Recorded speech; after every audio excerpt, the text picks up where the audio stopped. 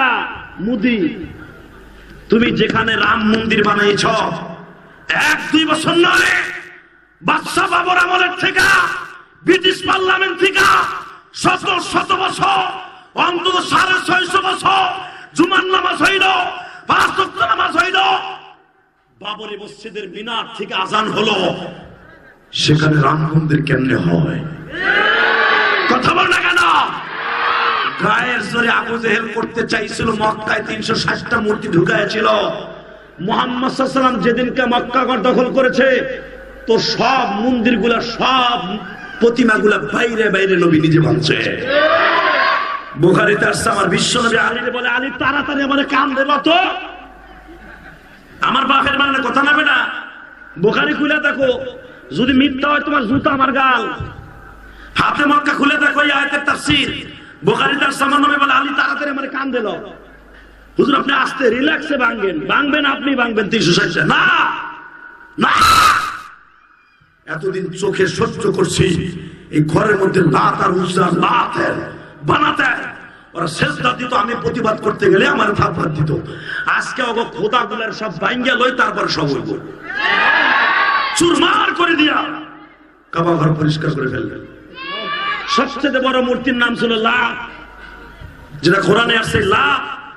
আমার নবী তো লম্বা ছিলেন, আমার নবী লম্বা ছিলেন 9.5 ফিট, আমার নবী 9.5 ফিট, কিন্তু লাতের উচ্চতা হলো 11.5 ফিট। একবারে কাবা ঘরের ওয়াল পর্যন্ত, উপরে ছাদ পর্যন্ত। নবী এটারে ভাঙবো কেমনে? কষ্টি পাথর দিয়ে বানানো, এত বাইরায় ভাঙে না, সাহাবীরা বাইরায় ভাঙে না। নবী কয়, আলী আমারে কান দিল। আপনারা জানেন বুখারীতে আসছে, নবী আলীর কান দিয়ে উঠে একটা বাড়ি দিয়ে কয়, লিল্লাহি তাকবীর। হ্যাঁ, যাও খাইয়াইছো না। নবী তাকবীর দেয়, তুমি বয়ে বয়ে মাক্কি মারো মেয়া, শরীরে এমনি অসুস্থ। এবার আওয়াজ দিও, আমার বিশ্বনবী আমার বাপের বানানো কথা না বেটা। বুখারী হাদিস, বিশ্বনবী আলীর কান দিয়ে উঠে আমার নবী বলে, লিল্লাহি তাকবীর। একবারই দিছে, শূন্য বিশূন্য হয়ে গেছে। কষ্টি বতরে খোদা খোদা খোদা চিনি হয়ে শেষ। খোদারে ঠ্যাং ধরে বাইরে বিশ্বনবী বলে, আলী রে জমজমের পানি আন, কলস বইরা মারা ভাগবান। হুজুর এই যে আলী জমজমের পানি আনছস, কাজ করে বার, বোতলে মুখ খুলে তুই চোখে। এই মুসলমানের বলা দিকে তাকাও, শরীরটা অসুস্থ, কিছু কয়ে যায় আজকে। জীবন আজ আছি কাল নাই, বাহাদুরি করে কোনো লাভ নাই। তুমি মামলা খাওয়ার সামলা খাওয়ার জেলখানায় যাও, যেখানে বসে মরো, যদি ঈমান ঠিক থাকে তুমি জান্নাতি। কথা বলে না কেন? শুধু দীপ্ত কণ্ঠে আওয়াজ দিও বেটা। আলেম ওলামা জেলখানা গেলে ঈমান কমে না বাড়ে। বেলাল রে মাইরা বুঝি যে ঈমান কমাইছে, যা তা তুমি ঈমান, কোরআন শরীফের কথা, ঈমান বাড়বে মুমিনের। কথা কন না কেন? মামুনুল হক জেলখানায়, বেটার কি কমতাছে মনে হয় ঈমান? এ বেটা, গত 5 দিনের কারগুজারি শুনলাম আমি, মামুনুল হকের হাতে অন্তত এই পর্যন্ত 160 জন কালেমা পড়ছে জেলখানায়। ভাইয়া তোমাকে এই যে কেরানীগঞ্জে 13 থেকে 27 জন কালেমা পড়েছে, এই যে জেলখানায়, চান্দুগুলাই জেলখানায়।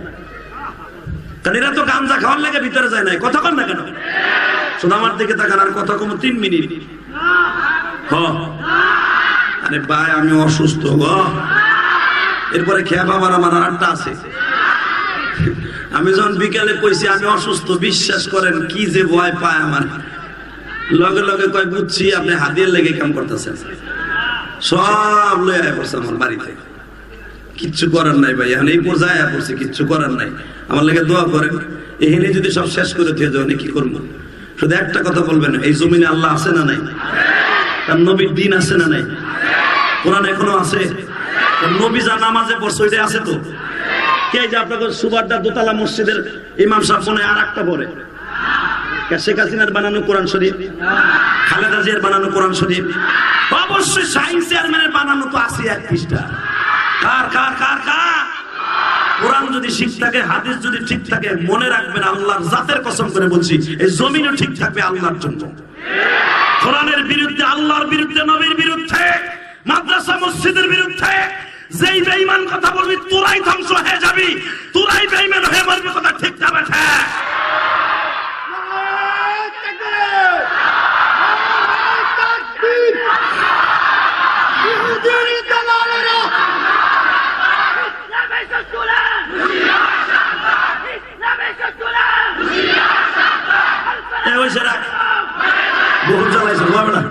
ঝামাই পাই। এদিকে দেখেন, এই রাম মন্দির বানাইছে না, আমি ইলিয়াস রহমান জেহাদির জীবদ্দশা হবে কিনা আমি জানি না, এই সভাপতির জীবদ্দশা হবে কিনা জানি না। আমার আল্লাহর সেজদা যেখানে পড়ছে, টুডু টুমোর অপেক্ষা করেন, সময় কথা বলবে। এখানে একদিন রাম মন্দির ভেঙে আবার সেই কেল্লার উপরে দাঁড়ায়া শেখ ফরিদুদ্দিন আত্তরের মতো, মোহাম্মদ বিন কাসেমের মতো, সালাউদ্দিন আইয়ুবীর মতো, মাহমুদ কাস্তবীর মতো আবার এই মিনারে বাসবে, বাবরি মসজিদের মিনারে বাসবে, আসসালাতু খায়রুম মিনান নাওম। অপেক্ষা করেন, আমি বলে গেলাম। এই যুবক, হয়তো আমার জীবদ্দশা দেখবি না, তোরা একদিন দেখতে পারবি, তখন আমার কথা মনে করবি। এই মিনার থেকে আবার আজানের ধ্বনি আসবে, আবার আজানের ধ্বনি আসবে, আবার আজানের ধ্বনি আসবে।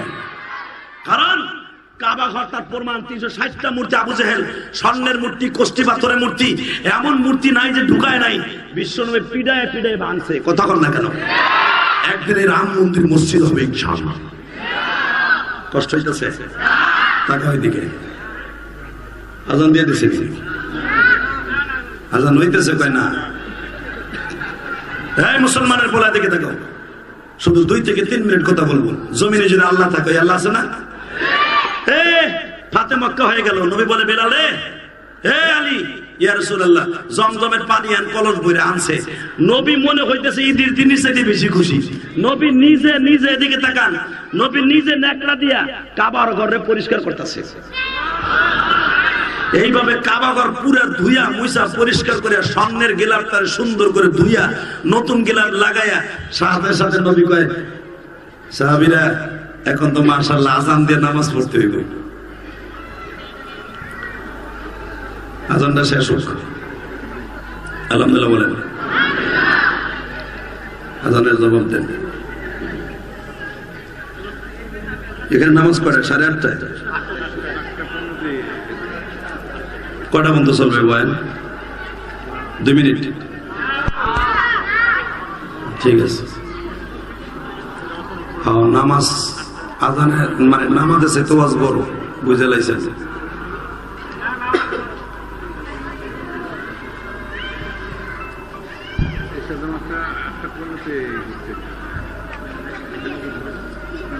আলহামদুলিল্লাহ বলেন।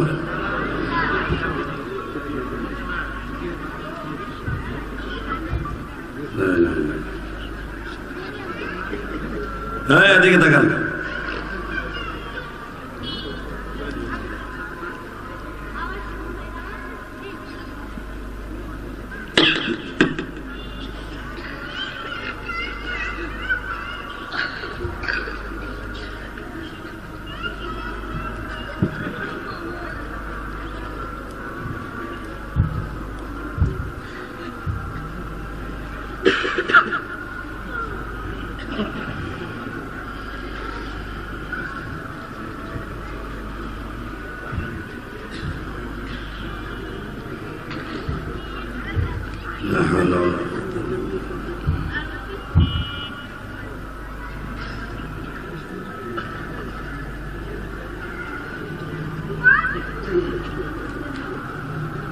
ইনশাআল্লাহ বলেন।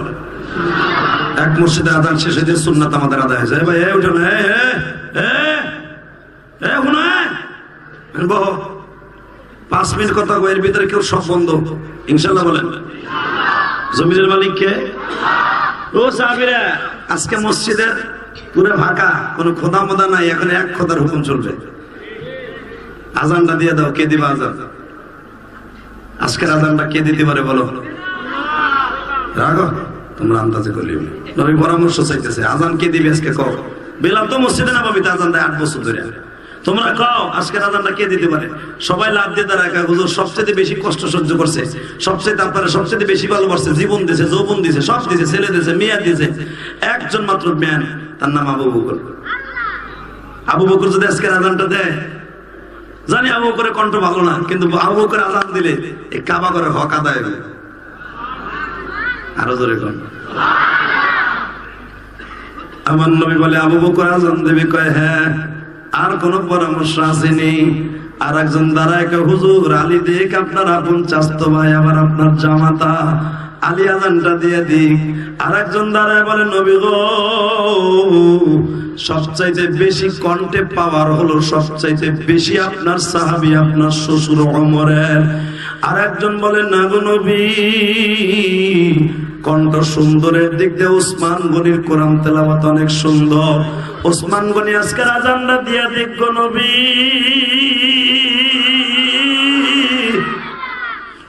নবী আমার কোনো কথা বলে না রে দাদা ভাই। ইন্নামাল মুমিনুনা আল্লাযীনা ইযা যুকিরাল্লাহ, কেউ কথা বলে, সবাই কথা বলে, বিলালের নামটা কেউ উচ্চারণ করে না। ওবাজান যখন বলতেছে আজান আজকে কে দিবি, আজান আজকে কে দিবে, বিলাল মসজিদে নববী মসজিদে বাইতুল্লাহর পিছনে দাঁড়ায় দাঁড়ায় কান্দে আর বলে, ও মালিক এই কাবা ঘরের চত্বরে ফেলাইয়া ওমাই আমার বুকের বারে বসিয়া 8 মনোজনের পাথরটা চাপায়া দিছিল। আজকে সেখানে আইছি, আজানের অনুমতি মুয়াজ্জিনের দায়িত্ব পাইছি মদিনায়, কিন্তু যেখান থেকে এই জিহ্বাটা নষ্ট করছি এখানে কি আমি আজান দিতে পারবো?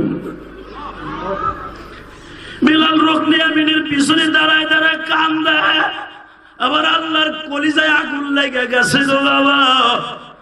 একটা জিনিস মনে রাখো, আবার বড় লোক শিল্পপতি বাজানরা, তোমরা মনে মনে ভাবো রিক্সা চালকের কোনো দাম নাই, তোমার বাড়ির কাজের বুয়ার দাম নাই, তোমার বাড়ির দারোয়ানের দাম নাই।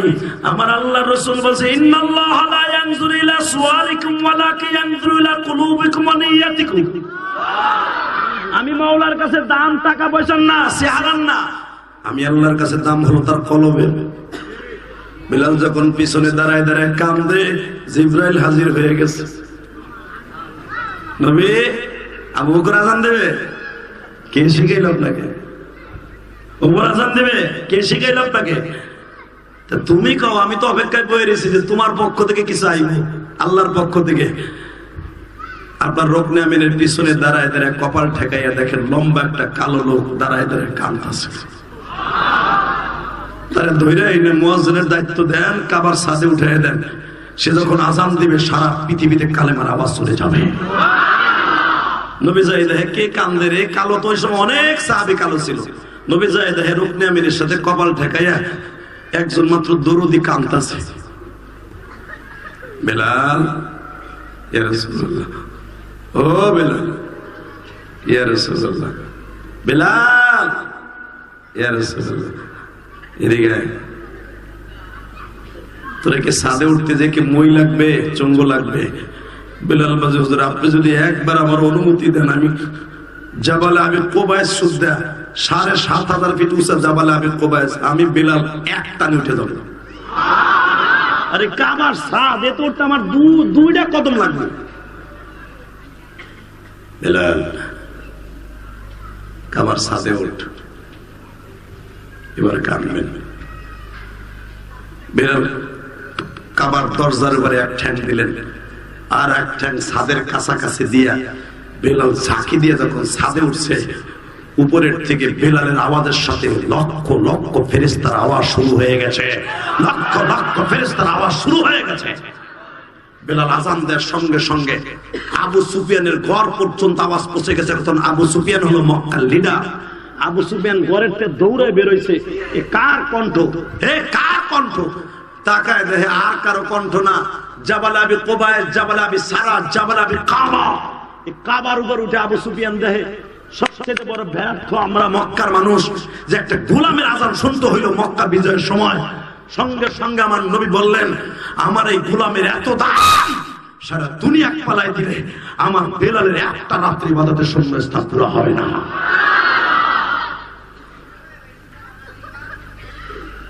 তাদের খেদমত আরজ করতে চাই, বেলালের এত দাম হয়েছে একটা মাত্র কারণে, বেলালের সাথে আমার মাওলার কানেকশন খুব সিরিয়াস ছিল। ঠিক না ঠিক?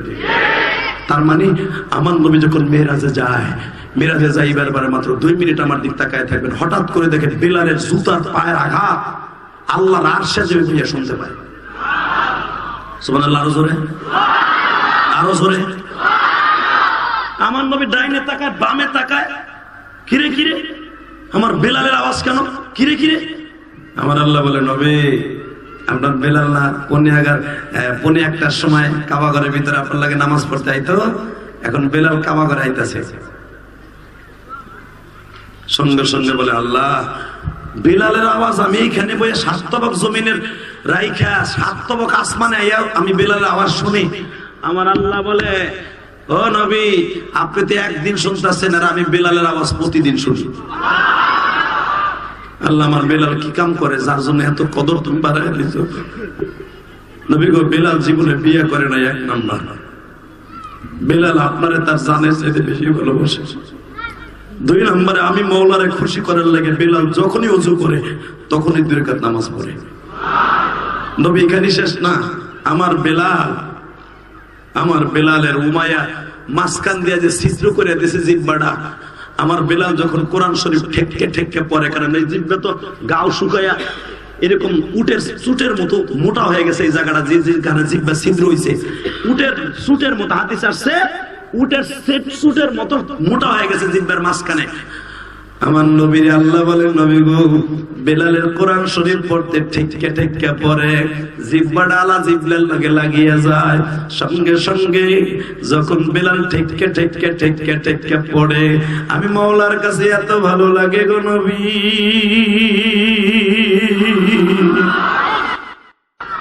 আমি বেলালকে বলি বেলাল রে কিয়ামতের মাঠে আমি তোরে নবীর সাথে জান্নাতে ঢোকাবো, কেন জানোস?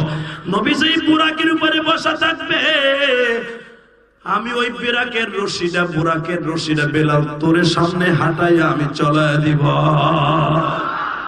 বাজান 10 মিলে করি কাজ হারি জিতি নহিলাস, কথা ঠিক না বেঠে? শুধু আমি আপনাদের 2টা পাও ধরবো, আমার রব যদি আপনার আমার সাথে থাকে তাহলে বোঝা গেল আবু বকর নবীর শ্বশুর 2 নম্বরে সবচেয়ে বড় ধনী। আবু বকর আজানটা আল্লাহ পছন্দ করে নাই। হযরত উসমান গনি পৃথিবীতে সবচেয়ে বড় ধনী ছিল, উসমানের কণ্ঠটা আল্লাহ পছন্দ করে নাই। নবীর দামি দামি সাহাবীর কণ্ঠ আল্লাহ পছন্দ করে নাই, কালো গোলামের কণ্ঠ যখন পছন্দ করছে, আজকে হয়তো আপনাদের নসিব ভালো, আপনাদেরকে আল্লাহ কবুল করছে। তা না হলে হাজার হাজার মানুষ মাগরিবের পরে বসবে আমি কল্পনা করি নাই। তবে 1টা মিনিটে শোনায় দেই, এই মাজমার মধ্যে কার মা নাই কার বাবা নাই গো, এই জমিনে যার মা নাই ওর মতো দুঃখ মেয়ে কেউ নাই। আমি যখন আজকে বাসার থেকে বের হইতেছিলাম একটা ছেলে আমারে বলতেছে হুজুর আপনি সুবর্ণার পরে কোথায় মাহফিলে যাবেন? আমি বললাম যাত্রাবাড়ি। আমার হাত ধরে বলে হুজুর 2.5 মাস হয়ে গেল আমার মা নাই। আমি যখন এই মসজিদে সুবর্ণার দোতলা মসজিদে মাগরিবের নামাজ পড়ছি, একটা ছেলে আমার হাত ধরে বলে হুজুর আমি আপনার অনেক ভক্ত, আমার জন্ম দুঃখিনী মায়ের জন্য দোয়া করে যুবক ভাইরারে আমি তোমাদের 2টা পাও ধরে বলে দিয়ে যাই, এই জমিনে ওই যুবকের মতো দামি আর কেউ নাই যার অ্যাকাউন্টের মধ্যে মা বাবার দোয়া আছে। যার অ্যাকাউন্টে মা বাবার দোয়া আছে ও মসজিদের সভাপতি হবে, এসপি হবে, ডিসি হবে, উপজেলার চেয়ারম্যান হবে। আজকে উপজেলার চেয়ারম্যান আসতেছে, আসলে আমার কথা জিজ্ঞেস করে দেখবা। শাহিন ভাই নিজে বলছে জেহাদি ভাই সত্য একটা কথা বলছেন, আমি ভাবি নাই আপনি মানুষের অন্তরের খবর বলতে পারেন। আমি যে উপজেলার চেয়ারম্যান হয়েছি আমার কলেজ জীবনে কোনোদিন ভাবিও নাই আমি উপজেলার চেয়ারম্যান হব। আমার বাবা ডাক্তার ছিলেন, আমার বাবা মাঝে মাঝে আমার মাথা ধরে দোয়া করতেন আর বলতেন তুই লাইগে থাক, একদিন অনেক বড় হবি। জেল জুরমানা যা কিছু করি আমার মালিক হয়তো আমার মা বাবার দোয়ার খাতিরে আজকে আমি শাহিন আম্মা শাহিন বানাইছে। শাহিন ভাই কিন্তু তার বাবার অনেক ভক্ত বাবা। আমি আপনাদের 2টা পাও ধরে বলে দিয়ে যাই, দুনিয়ায় যারা বাবা মায়ের কাছে দুর্বল 100% ভাবে সে আল্লাহর কাছে দুর্বল, আর যারা মা বাবার কাছে দুর্বল না সে কোনোদিনও আল্লাহর কাছে দুর্বল হতে পারে না। ঠিক না বেঠিক? তাহলে শবে বরাতে সবার দোয়া কবুল হোক আপনি চান না? আর মাত্র মাঝখানে 1টা দিন আছে শবে বরাত, আপনার দোয়া ডাইরেক্ট কবুল হোক। জোরে না আমিন। বাংলাদেশে অনেক বন্ড আছে, বন্ড আহলে খবিস নামে এক দল আছে, কয় শবে বরাত বলতে কিচ্ছু নাই, জুতা দিয়ে বাইরে কপালে সারা ভাড়া হলাম। হারামি কোথাকার। শবে বরাত হাদিস কোরআনে নাই, ঠিক আছে, শবে বরাত নাই, কারণ শবে বরাত এটা আরবি শব্দ না, এটা তো ফার্সি শব্দ। সবে বরাত ঠিকই কইছেন না, এটা বেদাত। কিন্তু নিসফু মিন শাবান এটা তো আছে, কতক্ষণ না কেন? নিসফু মিন শাবান 14 দিবাগত রাতে আমার নবী সারা রাত ইবাদত করছে। মা আয়েশারে নিজে যায় নামাজ বিছাই দিয়ে গেছে, আয়েশা তুমি 9 বছরের মাইয়া, তোমার বিয়ে করছে 6 বছর বয়সে, ইবাদত কেমনে করবে আজকে রাতে জানো? আমি মাঝে মাঝে মসজিদে ইবাদত করব, মাঝে মাঝে তোমার রুমে আমু, দেই তুমি কেমনে কেমনে নামাজ পড়ো। আমার নবী নিজে আয়েশারে সবে বরাতে নামাজ শিখাই দিয়েছে। আলে কবিশের দল কয় সবে বরাত বলতে কিচ্ছু নাই। এই হাদিস, এই তোমাদের নাসিরউদ্দিন আলবানী যেটার কথা কও, নাসিরউদ্দিন আলবানী নিয়ে বড় ফকর দেখো। নাসিরউদ্দিন আলবানী বললে এটা ঠিক, আর নাসিরউদ্দিন আলবানী না বললে, রহিমাহুল্লাহ তাআলা না বললে তোমরা বলো আহলে হাদিস। আহলে হাদিস আর বলো নাসিরউদ্দিন আলবানী হাদিস সহিহ আর সব মিথ্যা। বাইরে লুলা বানায় হালাবো। নাসিরউদ্দিন আলবানীর 2টা হাদিস আছে মা আয়েশার পক্ষ থেকে। মা আয়েশা বলেন বরাতের রাতে আমার নবী নিজে আমার নামাজ শিখাইছে, আমি সারা রাত আমার নবীর বিছানায় আমি নামাজ পড়ছি। সবে বরাত যদি মা আয়েশা প্রতিদিন সারা রাত নামাজ পড়ে থাকে, তাহলে বোঝা গেল সবে বরাত আছে ইনশাআল্লাহ। সবে বরাত আপনার দোয়া কবুল হোক, চান না? চান, যা চাবেন তাই দিবে ইনশাআল্লাহ। সময় কম, কি বলবো, শুধু একটা কথা বলে দিয়ে দেয়, সবে বরাতে শুধু ওই যুবকের দোয়া কবুল হবে না যার যুবকের অ্যাকাউন্টে মা বাবার বড় দোয়া আছে। মা বাবার দোয়া নিয়ে সবে বরাত কাজ করার দরকার আছে না নাই? করবেন, সবাই করবেন। বিলালের সাথে জান্নাতে যাবেন। এই দোতলা মাদ্রাসায় 350 উপরে ছাত্র, 150 এবং বোর্ডিং দিয়া 150, 150-60 জন ছেলে বোর্ডিং এ 3 বেলা খায়। কমিটির লোক আর কত চালাইবে? আমি ইলিয়াস রহমান জিহাদি, আপনারা জানেন এই যে ঢাকা কেরানীগঞ্জ এই সরাইলে 4 কোটি টাকা খরচ করে একটা মসজিদ বানাইছে। আলহামদুলিল্লাহ বলেন না? দেখে আইসেন, বাহিরের ওয়ালে টাইলস লাগাইতেছি, আমার বাসায় এত দামি টাইলস লাগাই না, এই টাইলস আমি আমার আল্লাহর ঘরে লাগাইছি ইনশাআল্লাহ বলেন। দান করার জন্য মন থাকার দরকার আছে না নাই? দান মন না থাকলে করা যাবে না। যে 4 কোটি টাকার উপরে আমি দান করলাম, আমার ভিতরে জাররা পরিমাণ জ্বালা পোড়া নাই, আল্লাহর জাতের কসম করে বলছি একটু জ্বালা পোড়া নাই। যে 4 কোটি টাকার একটা বাড়ি করতে পারতাম 7 তলা, তা না করে মসজিদ করলাম, কি মসজিদে আমার লাভটা কি? বাড়ি করলে ঘর ভাড়া দেখাইতে পারতাম। তোর বেটা বাড়ি জীবনে আল্লাহ আমারে দিছে, এখন জান্নাতের বাড়ি দরকার। মসজিদও করছি, বাড়িও করছি, আলহামদুলিল্লাহ বলেন। একটু জ্বালা পর আমার অন্তরে নাই, আল্লাহকে সাক্ষী রেখে বলে গেলাম একটা মিথ্যা কথা বলি, আল্লাহ আমার অন্তরে খবর জানে, তোমরা জানো না, আল্লাহ যেন আমার বিচার করে। অতএব দান করার জন্য মন দরকার আছে না নাই? 30টা সেকেন্ডে একটা লোক লাভ দিয়ে দাঁড়ায় বলতে পারবেন কমিটির অনেক লোক কি কম কত করে কয়টা চাল? তোমার মতো সভাপতি, তোমার মসজিদে যে সভাপতি আছে এই তো আলহামদুলিল্লাহ পুরো বছরে চাল দিয়ে দিতে পারে। এর যে মন আর এর যে আল্লাহ সম্পদ দিচ্ছে আলহামদুলিল্লাহ বলে। একদিন গেছিলাম বেটার বাড়িতে দাওয়াত খাইতে, ভাই রে ভাই, তার বাড়ির জাকা নাকা দেখিয়া আমার জান্নাতের কথা মনে পড়ে গেছে। এত সুন্দর আল্লাহ একটা বাড়ি করতে দিয়েছে আলহামদুলিল্লাহ বলে। যাকে সভাপতি দিয়ে শুরু করি, কারণ আমি দান করছি কোটি কোটি টাকা, বেটা আমি চাইলে পাবো না, কথা কর না কেন? মাত্র 2 মিনিটে একটা লোক লাভ দিয়ে দাঁড়ায় বলবেন হুজুর আমি আমার মার জন্য বাবার জন্য সবে বরাত কবুল হওয়ার জন্য 25 বস্তা চাউল দেবো। প্রথম কে দিবেন? 25 বস্তা।